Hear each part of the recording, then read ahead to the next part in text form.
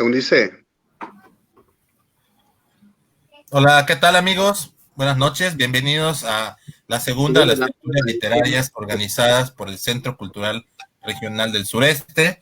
Mi nombre es Ricardo Tato y el día de hoy tengo el honor de estar moderando esta charla denominada Generaciones Poéticas, un conversatorio, en el cual pues vamos a tener a varios invitados de distintas geografías del país, la República Mexicana, a quienes me permito presentar brevemente. Encia Verducci, radicada en Campeche y que recientemente recibió la presea de excelencia a Palva 2020. También tenemos a Jorge Humberto Chávez, originario de Ciudad Juárez, ganador del Premio Bellas Artes de Poesía Aguascalientes 2013. También tenemos a Francisco Trejo, de la Ciudad de México, Premio Internacional de Poesía Paralelo Cero 2019. Y Marco Antonio Murillo, Premio Phil José Emilio Pacheco, Ciudad y Naturaleza 2020. Y bueno, sus trayectorias son muy amplias, así que nada más menciono algunos de los reconocimientos más connotados que han recibido para que podamos entrar pronto en materia, que es platicar un poco acerca de la creación poética en México antes y después de la pandemia, y sobre todo también para platicar un poco de sus novedades editoriales y de la producción reciente que han tenido en cuanto a literatura. Pues bienvenidos. Muy bien.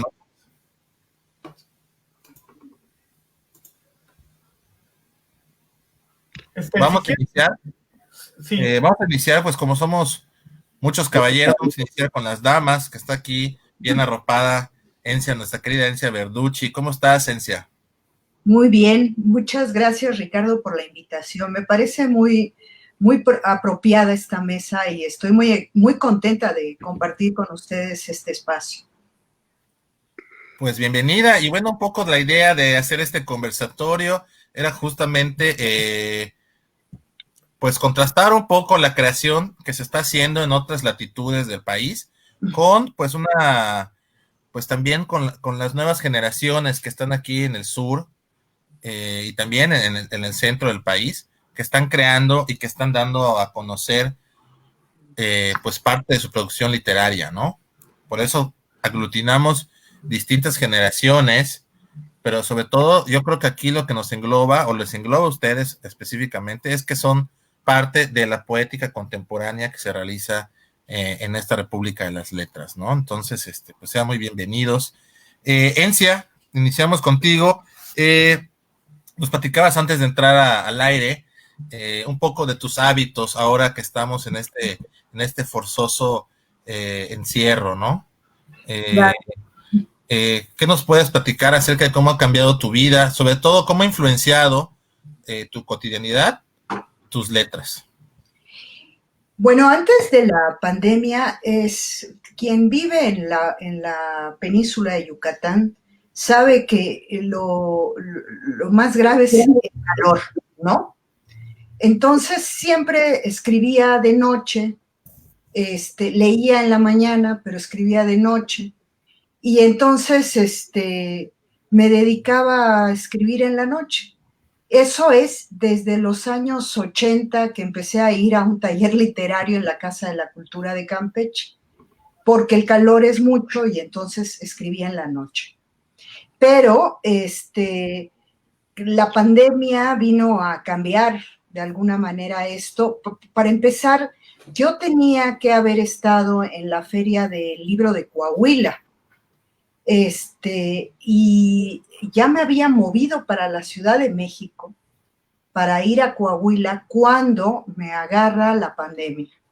Entonces decidí quedarme en la Ciudad de México. De hecho, ahorita estoy en la Ciudad de México. Y los primeros días, pues como que trataba de hacer la vida normal, hasta que empecé a darme cuenta, me empezó a suceder algo muy raro. Cuando me agarra la pandemia. A ustedes les pasó lo mismo.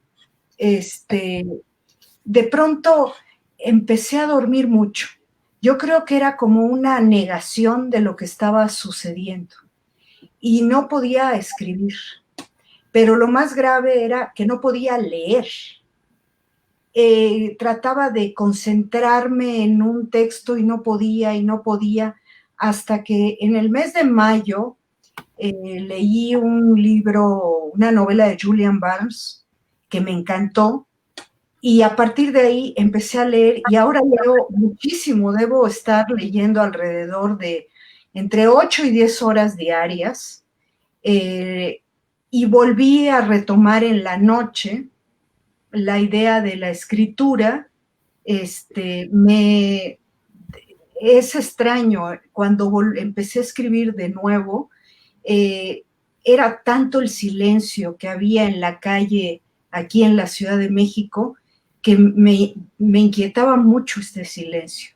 O sea, y creo que eso hace que hiciera toda una reflexión de la cual sigo haciendo, que era, creo que esta pandemia vino a decirnos que teníamos que parar, que íbamos demasiado rápido, que estábamos todos metidos en nuestros asuntos, en nuestros temas, y que teníamos que frenar, íbamos demasiado rápido, o al menos eso es lo que yo siento, ¿no?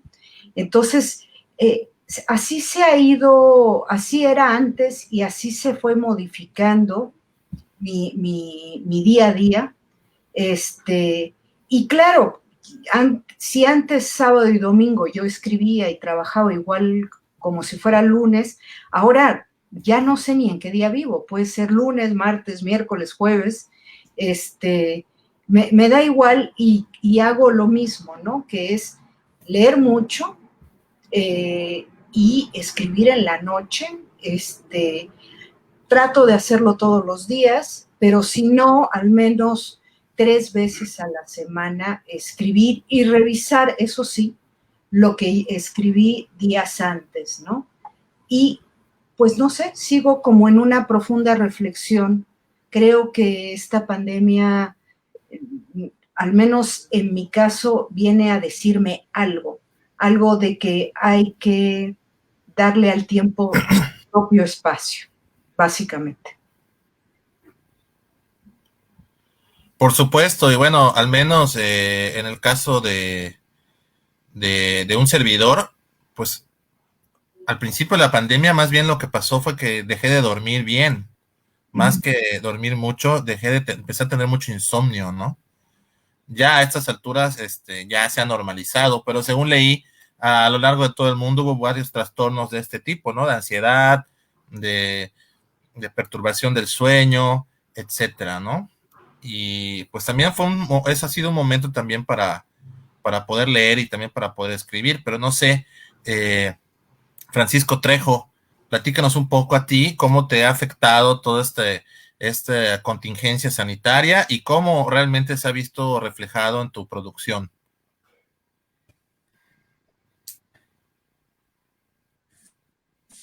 Hola, ¿qué tal? Buenas noches con Humberto, con Marco, contigo, Edgar.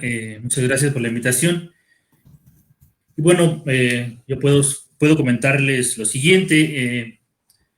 Mis hábitos de escritura pues sí han cambiado bastante.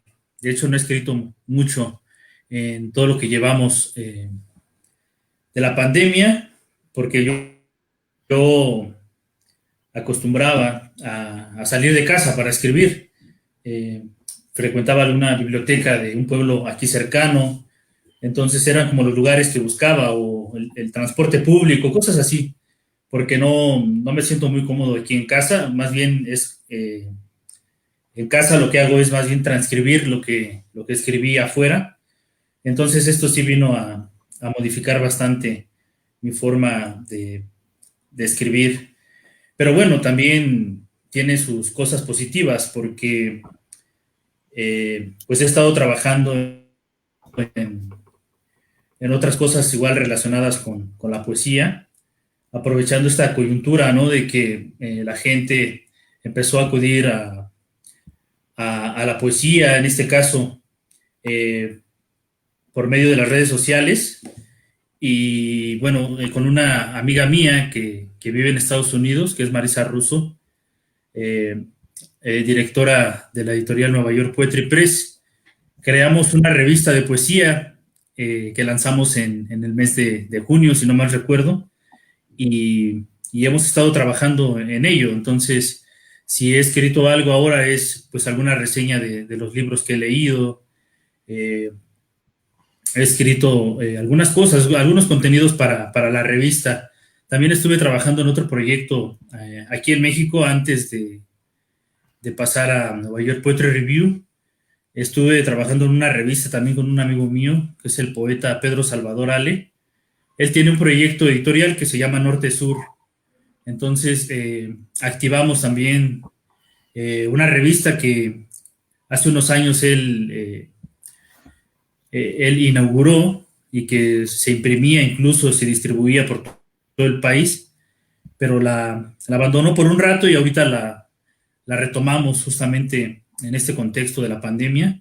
Y bueno, hemos estado trabajando también con Pedro y estoy muy, muy metido en esta cuestión editorial ahorita de estas dos revistas. Y bueno, todo se dio también porque estaba concluyendo un proyecto editorial, que de hecho mi editora es Marisa Russo, que ya la mencioné hace un momento, y ya tenía bastante tiempo el libro esperando ahí en su editorial. Entonces pues también esto facilitó el trabajo con ella. Entonces a raíz de que estábamos trabajando este libro que salió justamente hace unos meses, pues tuvimos oportunidad de dialogar y de reflexionar acerca de la posibilidad de crear la revista, ¿no? Que ahora está funcionando bastante bien y de hecho pudimos lanzar hasta un número impreso, ¿no?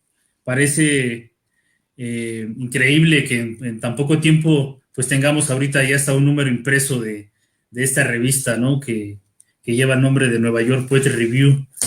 Y bueno, he estado trabajando en estas cuestiones y la escritura de la poesía la he dejado sí un poco abandonada, ¿no? Porque el trabajo editorial pues sí requiere también de bastante cuidado. Entonces, todos estos meses estuvimos trabajando en la revista, en la página web de la revista y en este número impreso que les acabo de mostrar que se lanzó hace apenas unas semanas y que contiene una muestra de poesía de autoras y autores mexicanos nacidos y nacidas en 1980, ¿no? Es una antología de poesía que espero que pronto llegue a sus bibliotecas para que le echen un ojito. Pues muchas gracias, Francisco, por tu comentario. Y ahora pues toca el turno de Jorge Humberto Chávez. ¿Cómo estás, Jorge Humberto? Platícanos un poco cómo ha estado la cosa para ti en esta pandemia.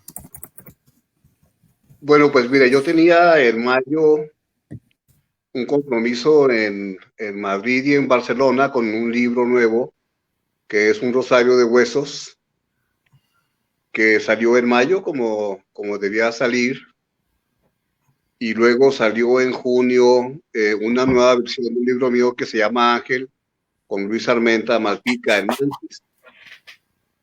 Entonces, esto me ha mantenido ocupado porque hemos estado trabajando en la promoción del libro. Cancelamos obviamente el viaje a España y al mismo tiempo el día 19 de marzo que fui retirado de mi oficina en la Biblioteca Central del Estado de San Luis Potosí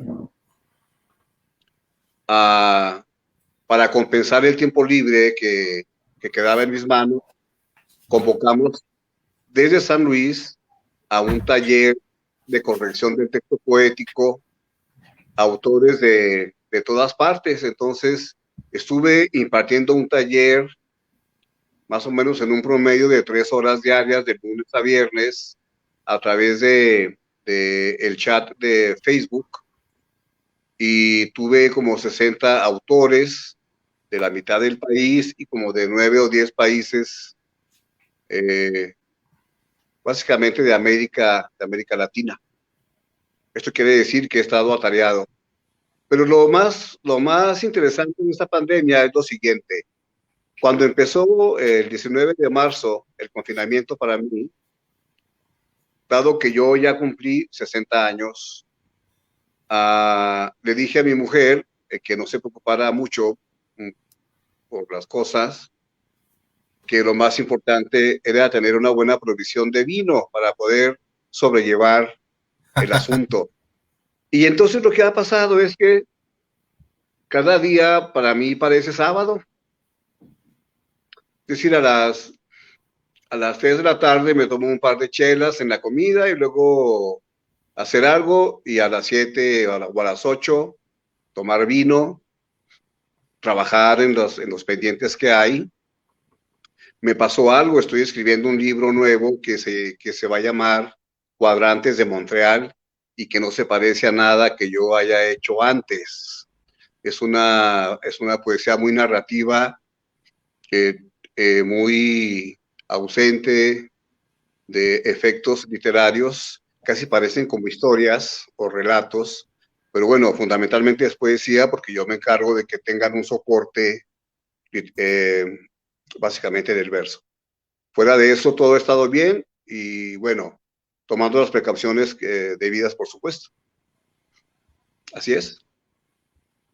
Oye, pues suena como que te la estás tomando muy, muy leve, ¿no? Tengo un cuero muy duro, de modo que seguramente estaré vivo dentro del próximo año.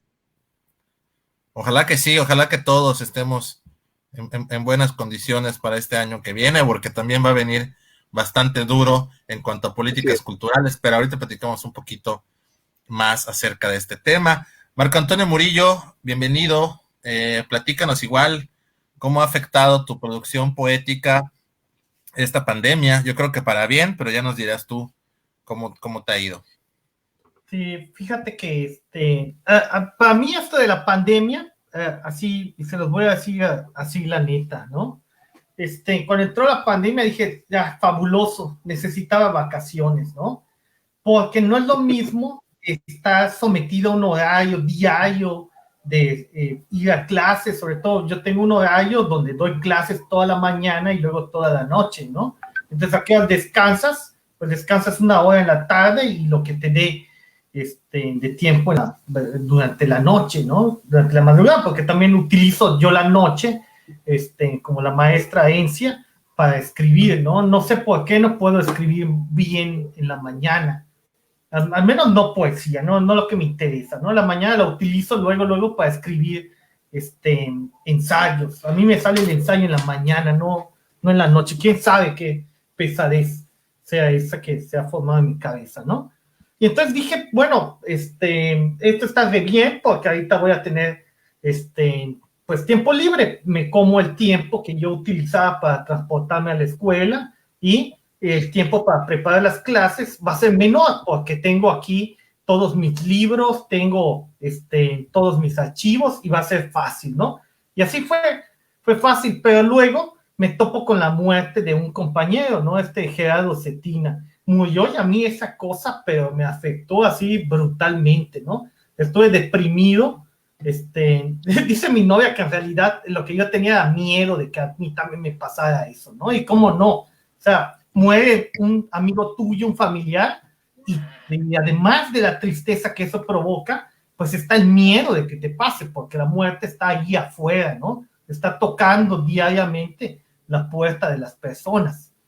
Y eso, pues me deprimió así terriblemente, ¿no? Me deprimió y cómo me lo quité. Normalmente siempre nos han dicho, cuando estás triste, lee poesía, te va a sacar los ánimos, vas a poder solventar las problemáticas, ¿no? Luego entendí por qué decían eso, ¿no? Pero empecé a leer poesía y seguía lo mismo, ¿no? La misma depresión.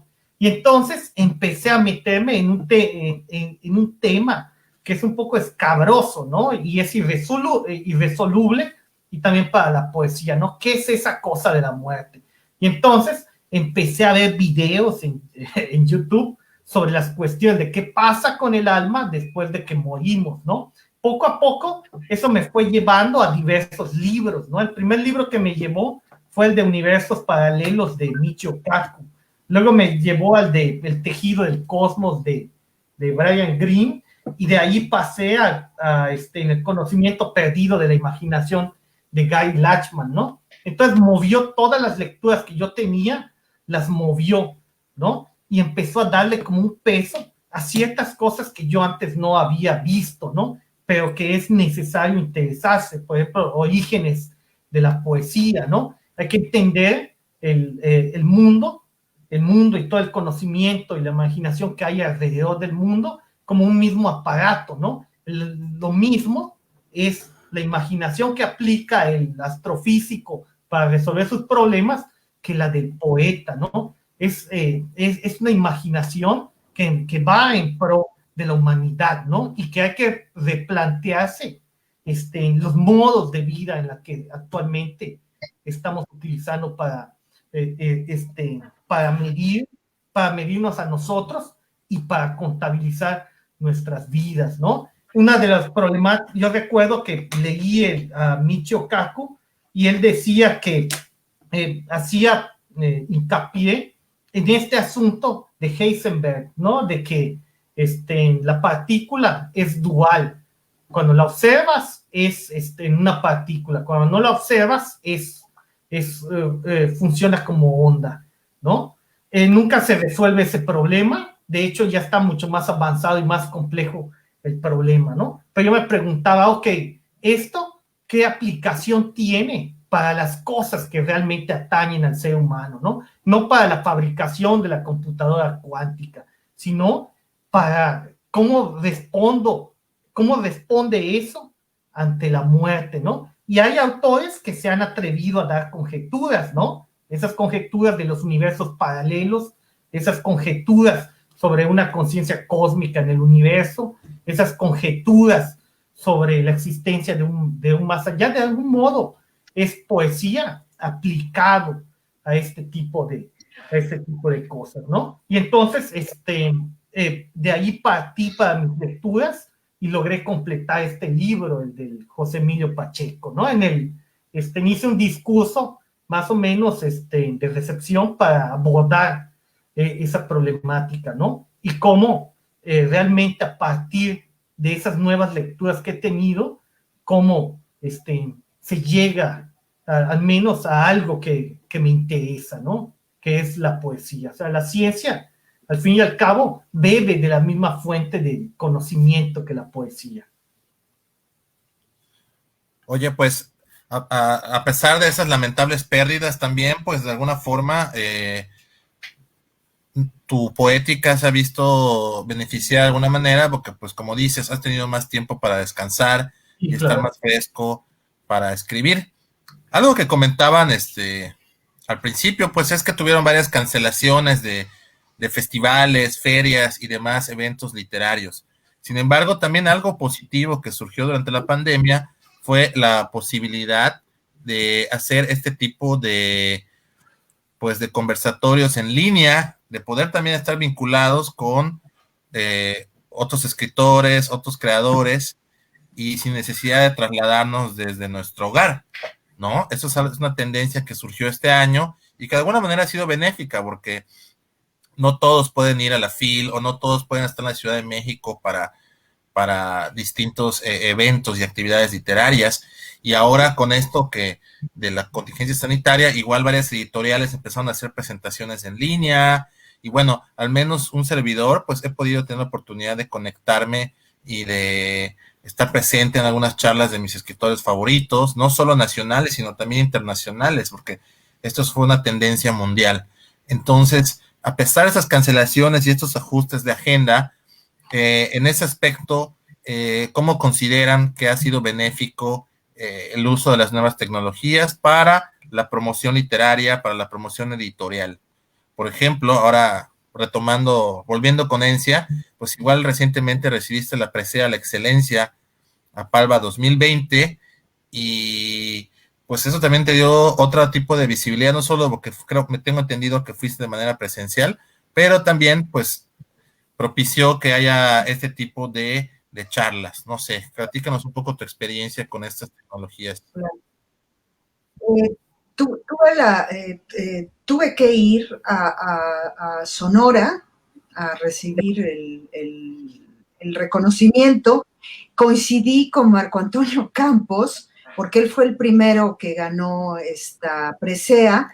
Entonces, como se cumplían, creo que 25 años, querían juntar al primer festejado y a la última festejada. Y claro, fui con terror, ¿no? Pero hablando de las oportunidades sobre las cuestiones digitales. Por ejemplo, no solamente en la cuestión literaria, en nuestra vida diaria, ¿no? Yo antes no me hubiera imaginado ni de chiste hacer el súper por internet, ¿no? Por ejemplo, o buscar ropa o cosas que se necesitan de limpieza para la casa. O sea, la vida nos ha cambiado muchísimo con la internet, ¿no? Hay un filósofo de la internet que dice que este es el momento que es como cuando baja la marea y uno sabe quiénes llevan o quiénes no llevan traje de baño en estos momentos, ¿no? Quiénes estaban o quiénes no estaban preparados. Creo que hemos todos tenido que tomar cursos express para estar al día. En ese sentido, como Jorge Humberto, yo sí he estado muy activa en las redes sociales, participando en festivales, en ferias de libros, presentando libros, como no había hecho el año pasado o antepasado, ¿no? He estado muy, muy activa y algo maravilloso. Decías, he podido estar en las presentaciones de libros de mis autores preferidos. Por ejemplo, yo sabía, aprovechando que está Jorge Humberto aquí, yo sabía que hacían la Semana de Literatura Negra en San Luis Potosí, pero pues claro, yo no puedo ir a San Luis Potosí y aparte no tiene nada que ver conmigo, yo soy poeta, no escribo novela negra. Y me eché todo el festival. Fue maravilloso, fue una experiencia fantástica, lo disfruté muchísimo, y así como vi toda la Semana Negra de literatura, de novela negra en San Luis Potosí, he estado muy al día de todo lo que pasa en cualquier parte del mundo que me interese, ¿no? La entrega, por ejemplo, del premio Princesa de Asturias a Raúl Zurita, o sea, he podido estar en lugares donde antes no podía estar. Hoy veo, por ejemplo, con la Feria de Guadalajara, ahora creo que están metidos en un verdadero problema, porque como nunca tuvieron alcances, llegaron a 21 millones de personas, según decía el informe, y llegaron a 17 o 18 países, ¿no? Antes no era así, ahora vamos a tener que empezar todos a trabajar en un sistema doble, ¿no? Pero también veo a muchos amigos, gente muy cercana a mí, que son maestros en la universidad y tuvieron que aprender de un día para el otro a cómo utilizar un Zoom, a cómo mantener la atención de sus alumnos. Hay gente que acaba muy cansada. Yo, por ejemplo, he tenido que, ya ahorita, pues, para mí es muy normal, pero las primeras veces estaba muy preocupada. Recuerdo, tuve una charla que mi editorial organizó por Nanov de Vaso Roto en mayo, y yo sentía que nadie me escuchaba. Y entonces cada rato preguntaba, era la primera vez que usaba un Zoom, decía, ¿me escuchan?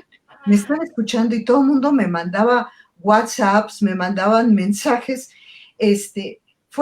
Creo que todos hemos tenido que aprender a marchas forzadas y que también todos a marchas forzadas tuvimos que aprender a utilizar y aprovechar todos los recursos que estaban en nuestras manos.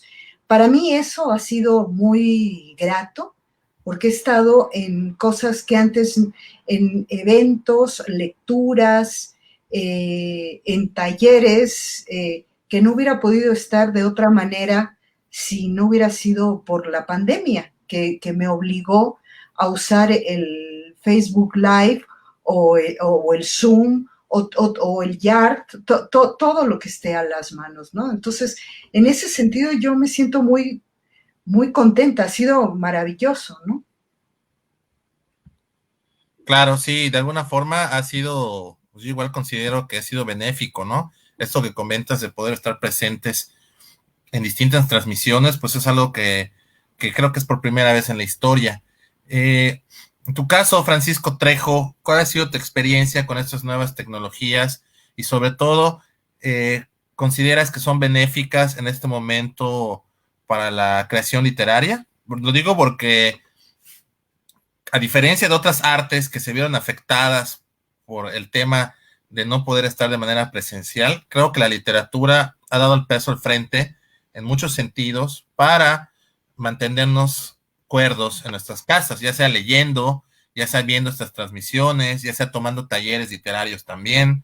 Creo que la literatura de alguna forma ha cobrado más protagonismo con este tema de la contingencia sanitaria, de la cuarentena, porque es un acto interior y es un acto que también se realiza pues casi siempre en casa, a diferencia de las otras artes, ¿no?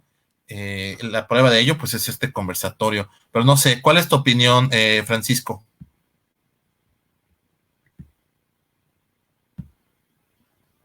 No te escuchamos, Francisco. Muchas gracias de nuevo, Ricardo, muchas gracias. Bueno, desde luego creo que es benéfico, ¿no? Este instrumento que tenemos a la mano desde nuestras casas. Entonces, pues yo creo que cada quien hemos tenido que adecuarnos con estas herramientas, ¿no? Porque ciertamente, aunque estemos familiarizados con algunas redes sociales o con algunas plataformas, pues nos vimos obligados también a explorar otras cosas, ¿no? Como bien dice Encia. Y bueno, también coincido con lo que dices. Yo creo que la literatura pues ha cobrado terreno, ¿no? Ahora con este acontecimiento que ha perjudicado a todo el mundo.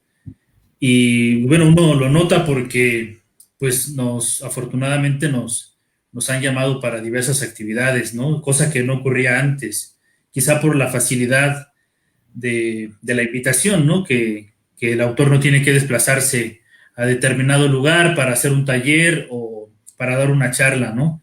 Entonces, desde la comodidad de su casa, tiene la oportunidad de llegar a diferentes públicos. Y sí, ciertamente lo que va de este año, pues he estado muy activo en las redes sociales, como lo decía hace un momento, cosa que antes pues no ocurría tanto, ¿no? Entonces, pero también temo que se esté agotando tan rápido, ¿no? Eh, lo digo porque al principio notaba mucha participación de la gente. No sé, hay casos extraordinarios, ¿no? Como el de la Feria del Libro de Guadalajara, pero en otros eventos he notado que ha disminuido la participación del público, ¿no? Entonces yo siento que puede agotarse demasiado rápido este recurso. Y sí, no sé, platicaba también con un amigo colombiano antes de iniciar una charla también, y comentábamos esto, ¿no? Pareciera que estas charlas de repente son de poetas para poetas, ¿no? Entonces, hay que poner cuidado en eso también, ¿no? Hay que tratar de llegar a otros públicos que de repente no se enteran de este tipo de charlas, de este tipo de eventos. Y bueno, acá con la revista que fundamos hace unos meses, estábamos pensando también hacer una especie de festival, pero observando la gran cantidad de espacios que hay ahora, pues decidimos no hacerlo, ¿no? Porque, pues sí, tengo la sensación de que se está agotando también demasiado rápido. No sé qué piensen Encia, Humberto y Marco, ¿no? pero desde luego que se agradece y bueno, ya hace falta también otro tipo de dinámicas, ¿no? Bueno, es lo que puedo comentarte al respecto, Ricardo. Sí, tienes mucha razón en esto que comentas. Igual, algo que ha sucedido también con esta facilidad con la tecnología es que pues hay una sobreoferta también, ¿no? Hay muchísimos talleres que se están impartiendo. Diario hay muchísimas transmisiones de todas las ferias, festivales de todo el país y de más allá del país también, ¿no? Y eso sí es correcto, ¿no? Hay una sobreoferta, yo creo, también en el aspecto literario.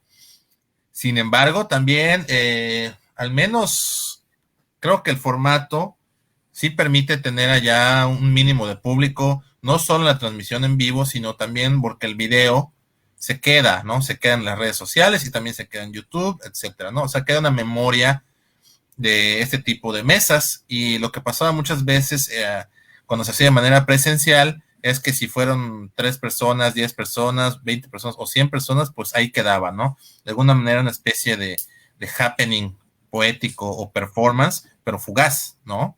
Aquí estamos dejando una memoria, ¿no? De ese tipo de iniciativas. No sé, Juan Humberto, tú que estuviste organizando este festival, platícanos un poco tu experiencia en este tema, qué resultados tuvieron, cómo percibes estas tecnologías en relación con la literatura. Bueno, mira, es muy sencillo. Huellas del Crimen, que es el nombre del Festival de Novela Negra, se canceló en el mes de junio. Ya teníamos algunos autores contactados, yo fui su curador, ¿no? Pero de pronto decidimos, en una reunión que tuvimos en el Centro de las Artes, apostarle al evento en línea, a distancia. Y esto hizo que algunas cosas empezaran a dimensionarse de otra forma. Lo que sucede, lo que pasa con esta nueva manera de trabajar a distancia, es que la literatura, como un arte consumible, se socializa de distinta manera. Es lo que pasa. Entonces, tú lo pones en las redes sociales, el evento que normalmente tiene, por ejemplo, 4,000 visitantes en su formato presencial, y de pronto tienes cerca de 30,000 personas sumadas como públicos de tu evento. Y luego tienes como 70,000 personas que tomaron contacto aproximadamente parcial con el mismo. El formato de los eventos a distancia no se va a ir. Lo que estamos planeando, por ejemplo, para el año 2021 es que el Festival de Novela Negra Huellas se haga en los dos formatos. En el formato presencial, renunciando a los grandes públicos, ¿sí? En un espacio cerrado como, por ejemplo, un teatro, y apostándole a que tengamos en el formato presencial espacios abiertos para un público separado de manera saludable, pero también vamos a trabajar en línea. De modo que esto es un ganar-ganar por todas partes. La ventaja del formato virtual es que te evitas todos los gastos operativos de logística de un festival. Yo tengo 20 años haciendo festivales, puedo decir que esto se va a quedar. Y quizá lo único que falte de resolver aquí es la relación que tiene el consumidor, el lector, con el libro. No pudimos resolver esto aquí en San Luis Potosí. Regalamos como unos 50 libros a nuestros lectores virtuales, pero hace falta la promoción del libro para que se venda en librerías, ¿no?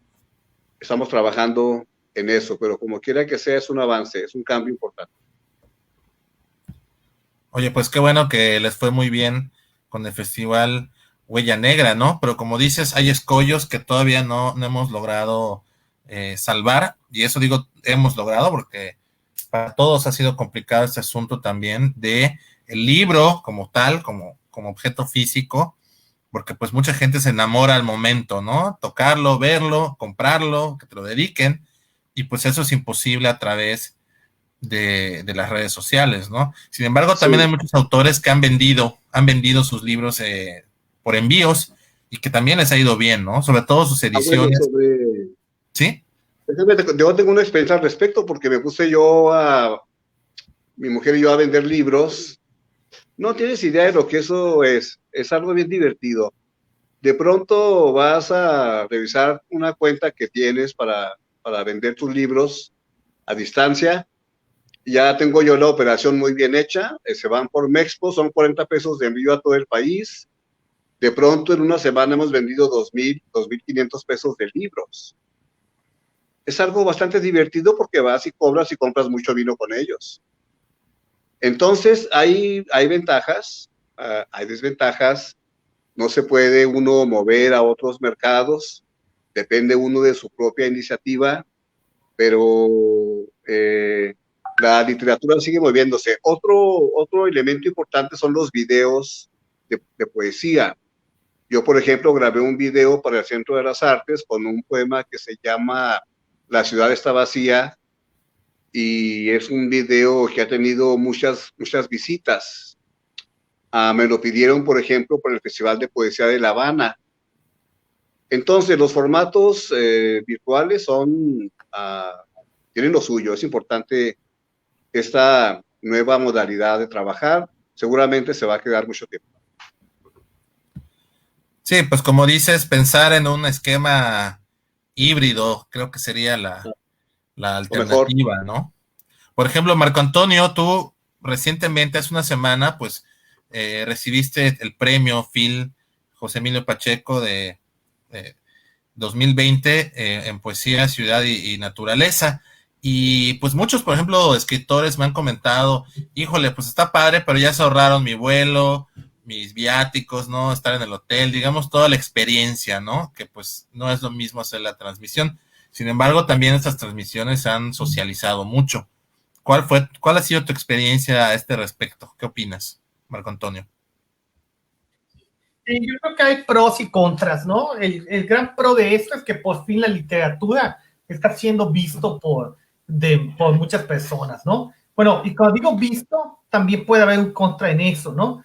De pronto subes un video, te topas con un like o te topas con 1000 vistos, ¿no? Pero esos vistos seguramente son vistos de 10 segundos, 15 segundos, ya no le gustó el video. Eso no lo podemos tal vez contabilizar muy bien, ¿no? Pero de todos modos, esos vistos habla de que le llamó la atención en algo. Fíjate que yo tuve la misma experiencia que Jorge Humberto Chávez con el asunto de los libros. Al principio de la pandemia, Cintia y yo estábamos vendiendo libros, ¿no?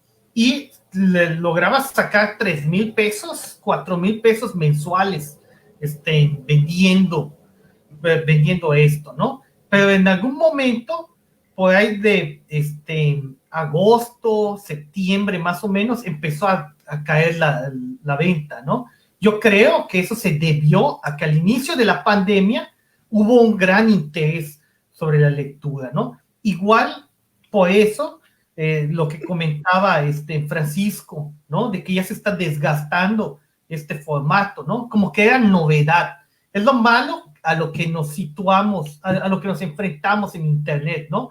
Las cosas vienen como por novedad, ¿no? Está el canal de YouTube de moda del momento, todo el mundo lo ve, luego lo abandonan. Así algo habrá pasado con esto, ¿no? Pero de todos modos, lo rescatable de todo esto es que el siguiente año, si ya las cosas vuelven a funcionar más o menos como estábamos antes de la pandemia, ya debemos de pensar en los dos formatos, ¿no? En lo presencial, y que al mismo tiempo que esté siendo presencial, se esté grabando, se esté proyectando. Ya habían algunos eventos que hacían esto, sobre todo eventos masivos, eventos bastante grandes, ¿no? Pero sí conviene estar con esto, ¿no? Porque creo que una de las problemáticas que tenemos en la literatura mexicana es que está muy centralizada, ¿no? De pronto se realizan eventos en el Distrito Federal y si tú vives en el sur tú o vives muy en el norte, pues luego te enteras nada más por fotografías, ¿no? No puedes ver los eventos, tampoco puedes participar en los eventos, ¿no? Con estos nuevos formatos, rompe un poco o intenta romper un poco esta barrera, ¿no? Ahorita estamos gente del DF, de Yucatán, de San Luis Potosí, en Campeche, y se está llevando el diálogo de una manera plena, ¿no? Antes simplemente te tenías que sujetar a lo que estaba.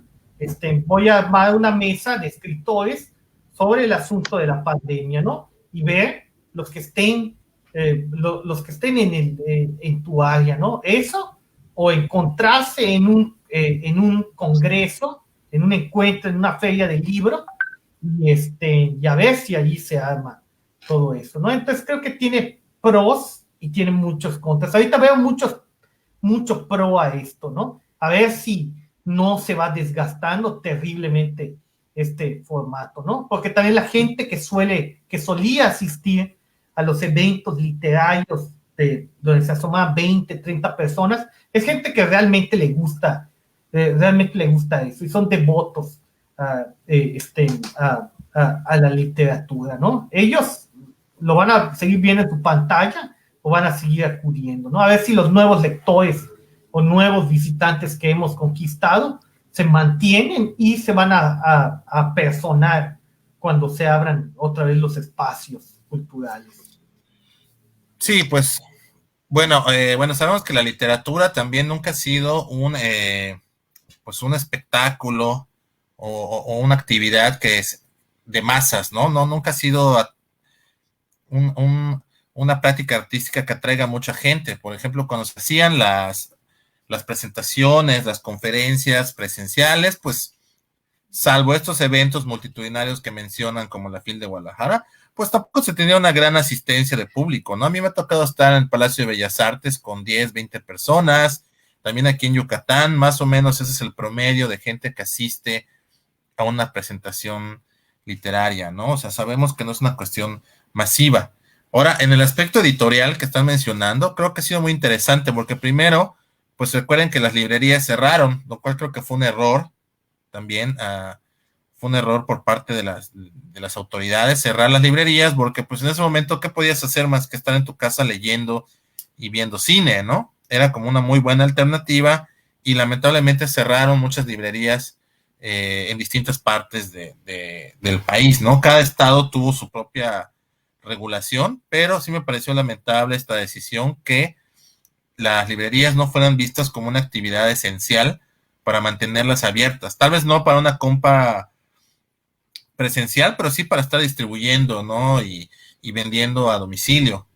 En ese sentido, Encia o alguien de ustedes, no sé qué me quieran platicar acerca de esto, porque también creo que mucho, como dijo Jorge Humberto, mucho ha venido de la iniciativa privada o de la sociedad civil, que pues se organiza para hacer presentaciones o para vender sus libros por internet, etcétera.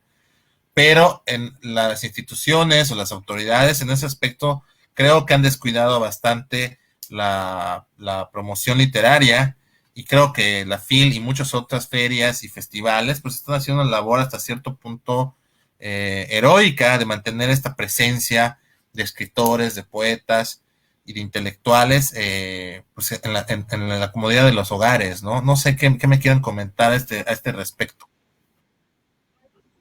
Mira, respecto a eso, en el caso México, teníamos en línea venta de libros por las grandes librerías, Gandhi, El Sótano.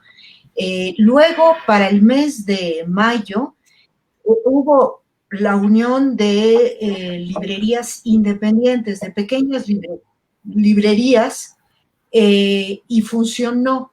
¿Qué quiero decir? Es un modelo muy interesante, que donde tú entras a la página y tú decides a qué librería le vas a comprar.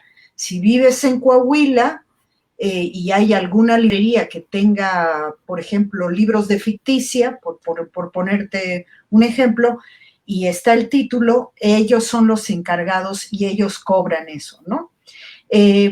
Por supuesto, está Amazon, Mercado Libre. Yo, por ejemplo, conseguí muchos libros usados que son muy, muy difíciles de conseguir a través de Mercado Libre. Y bueno, digamos que en la situación México estuvo bastante bien. El problema fue, por ejemplo, Francia. Francia, no entiendo por qué, les prohibieron, y eso llevó a una enorme crisis al sector editorial francés, les prohibieron vender en línea, ¿no? Yo me imagino que era como una idea de contrarrestar un poco a Amazon, ¿no? Que es un monstruo. Pero por otro lado, eso hizo mucho daño, se dieron cuenta, y Bélgica hace 2 meses apenas acaba de nombrar como bien esencial durante la pandemia las librerías. Tienen que estar abiertas y tienen que estar trabajando. En España también los libreros independientes se organizaron y las pequeñas editoriales para distribuir libros hicieron páginas web para venta, pero todo esto fue durante la pandemia, o sea, quiero decir, en los meses más duros. Volvemos a lo que decía hace un rato de este filósofo del Internet que dice, este es el momento que baja la marea y sabemos quién estaba o quién no estaba con traje de baño puesto. O sea, en muchos aspectos no estábamos preparados, ¿no? Es verdad, fue un error no permitir que estuvieran abiertas las librerías para ir personalmente a comprar el libro, ¿no? Porque digo, las grandes librerías sí te mandan, no sé en el caso de Yucatán, pero sí te mandan a domicilio El Sótano, Gandhi, todas las grandes librerías. Pero por otro lado, también me imagino que en el momento más serio de la pandemia, la lógica era que tratáramos de no salir de las casas, ¿no? Entonces, en ese sentido, creo que México logró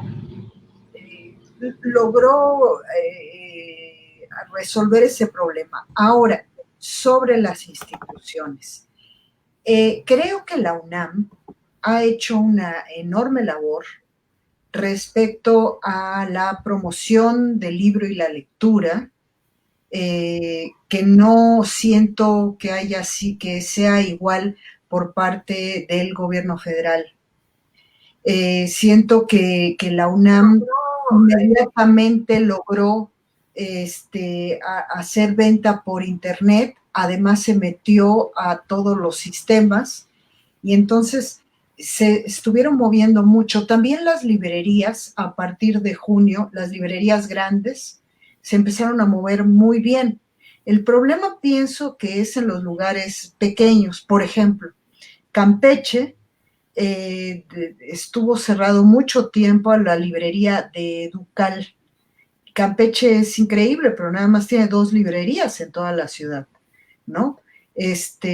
Entonces, claro, es más difícil, pero también el centro histórico estaba cerrado, no podía entrar la gente. Podías y puedes todavía, porque lo hice hace 2 días, comprar libros a través de Ducal, ¿no? Por ejemplo, la revista La Otra, que publicó toda una antología de Francisco Brines, que yo no tenía, la pude comprar a través de Ducal. Claro, José Ángel Leiva, el director del proyecto, avisó que se podía comprar a través de Ducal, ¿no? Entonces, creo que yo siento que estamos en un momento de reinvención, que cuando las cosas están mal, tenemos que aprovechar esa oportunidad. Pero también estoy consciente que a mí me tocó vivir la crisis del 94, donde muchos editores e impresores incluso se suicidaron. Fue el peor momento de la vida editorial de este país. Muchas editoriales cerraron, se vino abajo todo. Y creo que han hecho un enorme esfuerzo los pequeños editores y las grandes casas editoriales, pero bueno, creo que esto ha sido una enorme enseñanza para todos sobre la idea de difusión, comercialización, y creo que los libros hechos por el gobierno o por las universidades se han quedado un poco rezagados y que tendrán que aprender a moverse, ¿no? Sí, por supuesto, como dices, hay que reinventarse, ¿no? Por ejemplo, aquí Francisco Trejo, que además de poeta es editor, pues hace rato nos platicaba acerca de su revista New York Poetry Review, y que es en formato digital, pero recientemente sacaron una antología impresa. No sé, Francisco, ¿cómo has podido solventar estas dificultades entre los contenidos digitales y ahora un producto impreso de manera física que se vende, por ejemplo, en Amazon y no sé en cuáles otras plataformas? ¿Qué me puedes platicar de eso? Gracias, Ricardo. Bueno, digamos que, como dice Encia, no estábamos preparados para una cuestión de esta magnitud. Sin embargo, yo creo que estamos aprendiendo ya de algunos formatos que se trabajan en el extranjero, ¿no? Por ejemplo, Amazon. Pues yo estoy ahora en el equipo de Nueva York Poetry Press, que es una editorial que apuesta por la distribución bajo demanda. Entonces, pues este tipo de editoriales que se manejan con este formato, pues no tuvieron gran problema, ¿no? Porque pues ellos ya estaban acostumbrados a su distribución. Entonces, en países latinoamericanos como el nuestro, yo creo que es algo muy nuevo. Entonces, que tuvieron también que apostarle a esto algunas librerías, ¿no? Como Gandhi, El Sótano, Sanborns, y algunas otras librerías, ¿no? Que empezaron a trabajar ya en ese tipo de distribución. Y bueno, yo creo que con esta modalidad el editor se evita también muchos problemas, ¿no? de producción. Entonces es más fácil publicar los libros y que se vayan vendiendo, ¿no? Lo que sí noto de repente es los costos, los precios elevados de los libros, ¿no? Por ejemplo, si queremos pedir un libro de alguna editorial del extranjero y queremos que nos llegue a México, pues como tal, Amazon no está instalado en México, no tiene impresores, ¿no? En México. Entonces, el libro se imprime en el extranjero y lo traen a México y sí sale un poco costoso, ¿no? Apostarle a eso. Pero bueno, yo creo que son también algunos retos. Me tocó en algún momento escribirme con algunas personas de Amazon y me comentaron que están pensando seriamente pues replantear este hecho, ¿no? Porque están conscientes de los costos. Entonces yo creo que no sé si van a instalar algo por acá para reducir esos costos, ¿no? A los públicos de Latinoamérica. Y bueno, con la revista es lo mismo. O sea, lo que hicimos fue rescatar este formato de Nueva York Poetry Press y creo que está funcionando porque la revista, como decía al principio, se acaba de lanzar hace apenas un par de semanas, si no me equivoco, y ya hay gente que nos está mandando la fotografía de su revista, ¿no? Que compró por Amazon, y ahora también aquí en México se está distribuyendo esas tiendas que acabo de mencionar también, las tiendas virtuales de Gandhi, Sótano y Sanborns. Sí, fíjate que está interesante porque, por ejemplo, en mi caso, pues igual compro mucho en Amazon, también en librerías como Gandhi, El Péndulo, etcétera. Pero también hay muchos grupos en Facebook de libreros de viejo y también les he comprado como una forma de apoyar a la industria y también se han reinventado, se han hecho grupos, páginas donde están vendiendo sus libros de distintos autores, libros de segunda mano, seminuevos o de colección. Y esto es algo que antes pues no se podía, tenías que ir directamente a la librería, ponerte allá a escudriñar entre los pasillos, a ver qué tesoro podías encontrar, lo cual por supuesto tiene su encanto y extraño mucho, ¿no? Pero tengo que reconocer que ha sido muy interesante poder comprar de libreros de la Ciudad de México, de Jalapa o del norte del país y poder ver qué es lo que tienen en su acervo, ¿no? y entonces de repente, además de apoyar a editoriales independientes como Sexto Piso, Almadía, Era, que se organizaron para hacer un movimiento también en conjunto, además de apoyarlos, pues igual los libreros de viejo, pues han también se han reformulado sus esquemas de venta y de entrega, y eso sí, eso ha sido muy interesante, porque pues también nunca les hubiera comprado si no hubiera ocurrido esta pandemia y no hubieran empezado a socializar y a subir sus productos, ¿no? Pues bueno, el tiempo ya se nos está acabando, pero antes de despedirnos, quisiera también pedirle su colaboración para leer algún poema de su producción reciente, ya sea de un libro reciente o que tengan ahí que nos quieran adelantar, porque pues finalmente lo que nos congrega esta noche pues es la poesía, es la belleza, es la producción artística y la creación literaria, por supuesto. Entonces, no sé si alguien de ustedes quisiera leernos algún poema de su autoría. Jorge Humberto, tú que tienes un libro nuevo, ¿nos lo quieres enseñar y leernos algún fragmento, algún poema?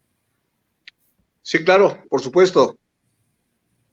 Justo estoy viendo una nota que salió en la revista La Otra, hace muy poquito, aquí en mi computadora, y hay un texto que es breve, que les voy a leer. Este libro que se llama Un Rosario de Huesos quiere ser un trabajo muy fino en el manejo del verso, pero básicamente el tema es la muerte y también es la aceptación de la muerte. Entonces, este poema se llama Historia de las hojas y tiene dos epígrafes. Uno es de Homero que dice: la raza de los hombres se parece a las hojas que el viento arrastra por el suelo, que está en la Ilíada, y tiene otro de José Emilio Pacheco que recrea este mismo tema y dice: y como las generaciones de las hojas son las humanas, ahora nos vamos, pero no importa, porque otras hojas verdecerán en la misma rama. Esto está en Irás y no volverás. El poema dice lo siguiente: ¿qué hace que un hombre muera todos los días de ganas de morir en breves átomos, en minúsculas moléculas de vida? Hojas y hojas. Que tu esposa y tus hijos se empecinen en que pierdas una pierna y no te permitan transitar entero al mojo. Y profundas raíces buscando con sus dedos entre la humedad verde. Mi madre me habló en la hora de comer y me dijo que estaba muy enferma, que no llegaría a las 3 de la tarde, y así fue. Hojas y hojas y hojas. Un mediodía olvidé un amor junto a un ventanal y no pude decirle adiós porque soleaba y yo debía acercarme a la sombra del árbol. Hojas y hojas revolviéndose. A veces creo que no estoy conmigo y que una carcasa de alguien más está hablando por mí en los oratorios. Hojas y hojas por el suelo. Ella colgó el teléfono después de conversar y aceleró su automóvil a 150 por hora contra el muro. Hojas y hojas del otoño. El viejo Antonio dijo a su mujer que deseaba desayunar al día siguiente, pero no alcanzó a oler el guisado en la mesa. Hojas y hojas, hojas, hojas. Mi padre no soltó una lágrima aquella mañana que le mostré el cuerpo de su hijo más pequeño, derrengado por un rayo. Otoño, otoño, otoño, y las albas destruidas. Gracias. Muchas gracias, Jorge Humberto. ¿Alguien más que desea compartirnos algo de su producción?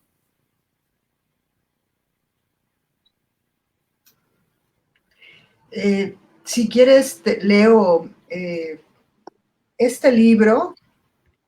Lo acaba de... fue un libro que acaba de sacar Apalva. Es una antología Les voy a leer algo, no es reciente, por supuesto, pero bueno, es algo muy breve y que me ha hecho pensar mucho en que antes, hoy tenemos la internet y nos podemos comunicar, pero antes me imagino que en una situación así hubiera sido muy útil los radios de onda corta, ¿no? A oscuras mi padre sintonizaba la radio, una pelea de voz en japonés, la crónica de un atentado en italiano o la caída de un avión en ruso. Aunque los periódicos al día siguiente desmintieran sus versiones, él se entendía con la frecuencia y la estática. Fiel receptor de hechos incomprendidos a lo largo del cuadrante, insomne en las ondas de alguna estación, mientras, junto a él, mi madre soñaba encontrar un interlocutor. Gracias. Muchas gracias, Encia, por tu lectura. No sé, Francisco, Marco Antonio, ¿tienen algo por ahí preparado? Bueno, sí, yo con mucho gusto voy a compartir un poema para que cierre Jimmy, mi hermanito Marco. Perfecto. Es un poema de esta antología que justamente salió con Nueva York Poetry Press, que se titula Sumario de los Ciegos. El texto tiene el título de Canto Cardenche para llorar algunos nombres. Hubo un día en que sentí la sed de todos los años de mi carne, y busqué un río y busqué otro nombre. Con la boca seca invoqué a mis abuelos, Hipólito, Julio, Aguasangre, Aguardiente. La primera muerte de los míos estuvo siempre en el alcohol, como un insecto conservado. Fueron mis viejos los primeros en abrir la botella del caudal que me quema la garganta. Yo hice un poco de fuego con alcohol para evaporar de mi voz los nombres que me duelen. Muchas gracias. Muchas gracias, Francisco, por tu lectura. Y ya, pues cerramos contigo, Marco Antonio. No sé qué nos quieras presentar hoy.